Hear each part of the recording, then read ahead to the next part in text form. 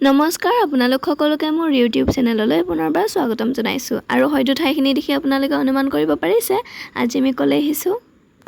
আজি আমি আহিছোঁ মা কামাখ্যাৰ দৰ্শন কৰিবলৈ আৰু আচলতে এই আশাটো মই বহুদিনৰ পৰা মনত পুহি ৰাখিছিলোঁ যে এদিন মা কামাখ্যাৰ দৰ্শন কৰিবলৈ যাম, নিশ্চয় যাম আৰু সেই বহুদিনীয়া আশাটো আজি পূৰণ হ'ল আৰু মা কামাখ্যা মাতিলে আহিলোঁ মা কামাখ্যা দেৱীৰ দৰ্শন কৰিবলৈ। আমি যেহেতু এবাৰ প্ৰথম গৈছোঁ কামাখ্যালৈ সেইকাৰণে আমাৰ অকণমান এটা অসুবিধা হৈছিল।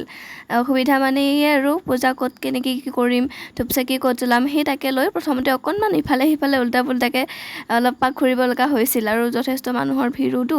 তাৰপিছত সেই মানুহক চাই চাই আৰু তেনেকৈ কোনে ক'ত কি কৰিছে সেনেকৈ চাই চাই শেষত গৈ পেলাই গ'লোঁ, পূজা চূজা কৰিলোঁ, ধূপচাকিও জ্বলালোঁ আৰু পূজা কৰি হোৱাৰ পিছত মন্দিৰটো চাৰিওফালে এপাক ধুনীয়াকৈ ঘূৰি এপাহ পলুৱাই চালোঁ, ময়ো চালোঁ, আপোনালোককো বোলো দেখুৱাওঁ।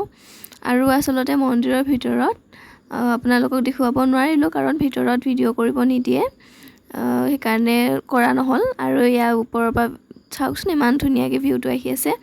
তাৰপিছত কামাখ্যা মন্দিৰৰ তলতে অকণমান তলতে ভৈৰৱী মন্দিৰ বুলি এটা মন্দিৰ আছে, সেই মন্দিৰটোলৈ গ'লোঁ, মন্দিৰটো দৰ্শন কৰিলোঁ, ভালেই লাগিল দেখি চাই পেলাই। ভৈৰৱী মন্দিৰ দৰ্শন কৰিলোঁ আৰু তাৰপিছত আমি বেছি সময় ৰৈ নাথাকিলোঁ, আমি ঘৰৰ অভিমুখে যাত্ৰা কৰিলোঁ আৰু সেই ঘৰলৈ যাওঁতে এইখিনিতে হাতীচিলা বুলি কয়, সেই হাতীচিলাতে এটা ধুনীয়া গণেশ মন্দিৰ আছে আৰু মন্দিৰটো একেবাৰে ব্ৰহ্মপুত্ৰ নদীৰ পাৰত হোৱাৰ বাবে ধুনীয়া চেঁচা হৈ আছে, ধুনীয়া ঠাণ্ডা ঠাণ্ডা বতাহ বলি আছে আৰু আমি গোটেইবিলাকে গাড়ীৰ পৰা নামি অলপ সময় ইয়াতে জিৰালোঁ।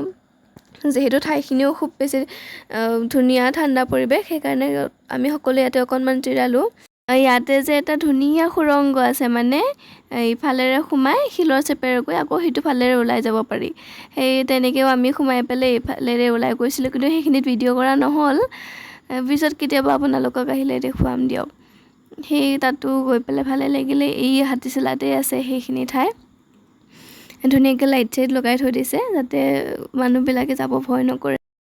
আজিৰ ভিডিঅ'টো তেনেহ'লে ইমানতেই সমাপ্ত কৰিছোঁ আৰু ঠাইখিনি চাই আপোনালোকে কেনে পালে জনাবলৈ নাপাহৰিব। ধন্যবাদ।